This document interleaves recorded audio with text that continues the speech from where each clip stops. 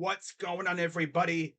Crazy Dog back with another Cavaliers free agent video for you guys, as the Cavs have made another signing today.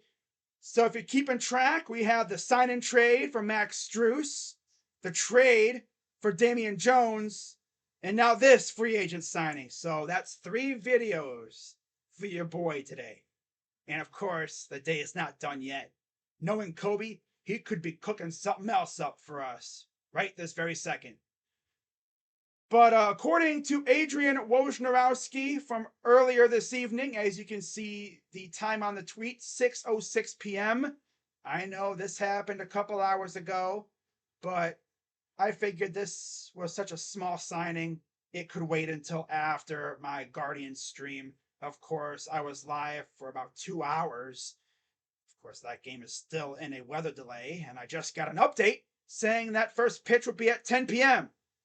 So if I would have still been live, I would have been live for nearly 3 hours without a pitch being thrown. Yeah, that was not going to happen. Sorry to anybody who was looking forward to the Guardians stream tonight. Mother Nature's a freaking douchebag sometimes. But anyways, let's talk about this free agent signing, as according to Adrian Wojnarowski earlier this evening, and I quote, free agent guard Ty Jerome has agreed on a 2-year, $5 million deal with the Cleveland Cavaliers. His agent, Mark Bartelstein of At Priority Sports, tells ESPN. This is actually the second player repped by Mark and Priority Sports to sign with the Cavs so far this offseason. So it's pretty clear they got a pretty good relationship going so far. But you look at this signing and you're thinking, okay, can he shoot? Yep. And what does this mean for Ricky Rubio? Most likely nothing, at least as far as I'm concerned. I think Rubio is still our number 2 point guard. And I think Ty Jerome is going to be what Neto was for last year's team.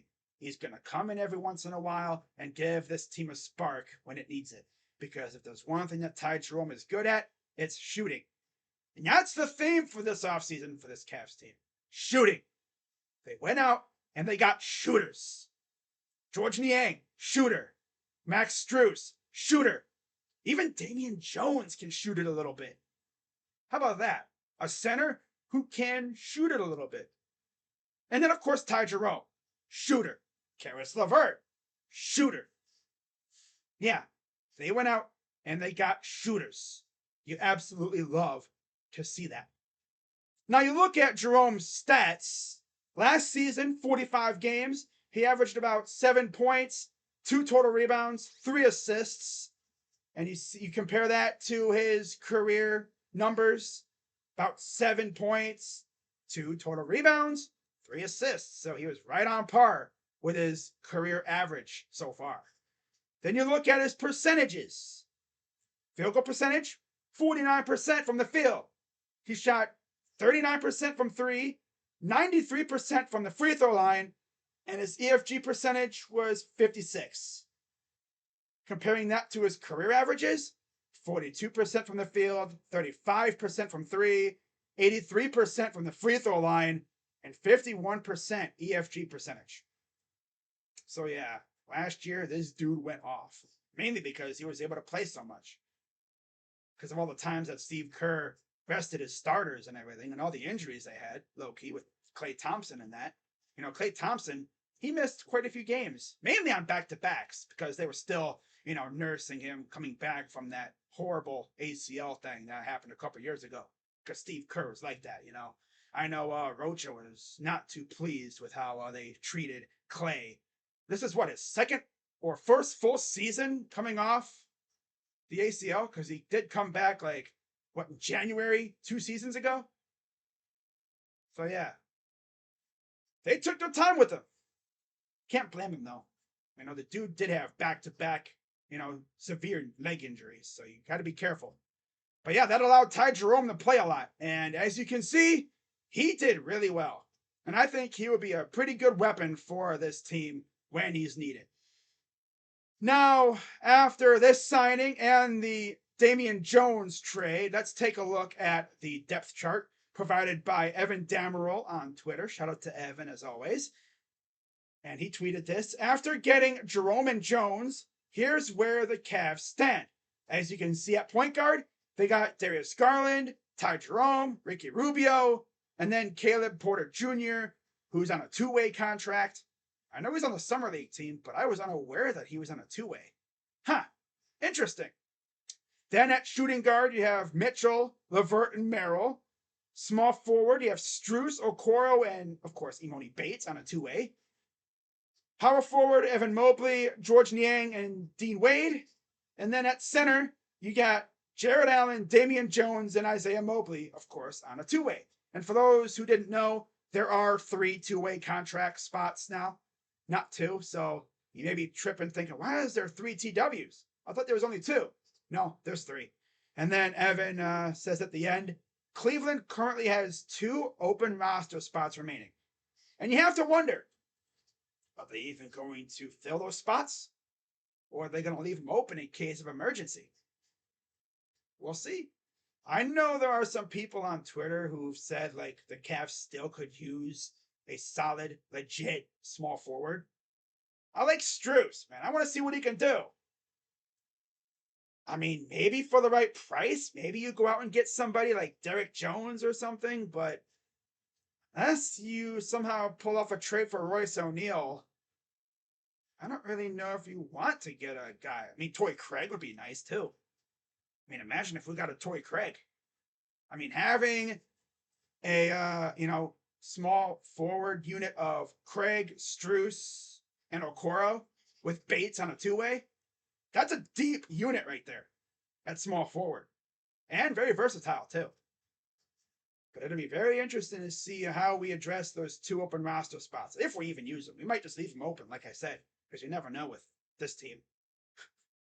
But yeah, one thing I like about this team, they can shoot it well and they're deep. Love it. But you look at that second unit, you would have Jerome, LeVert, Okoro, Niang, and Jones. That's a solid unit. You could possibly even have a unit of Garland, Jerome, Strus, Niang, and Allen. That would be lit. That's a lot of shooting. A lot of shooting. They need to have Allen in the paint just owning everybody. Unless he's facing Mitchell Robinson. Yeah, still can't believe that dude let Mitchell bitch him like that. Come on, Jared. What are you doing, man? Since when did Jared Allen get so damn soft? My God. I never remember him getting sunned like that in Brooklyn. My God. Unless he was facing Plumlee.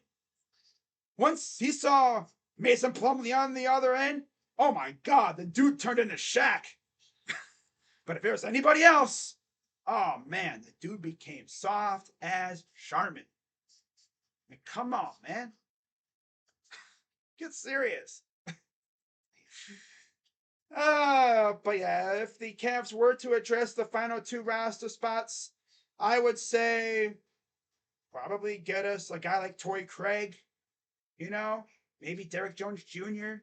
And if they really don't like what Rubio brings, maybe they get another point guard like Kendrick Nunn or something. I don't know.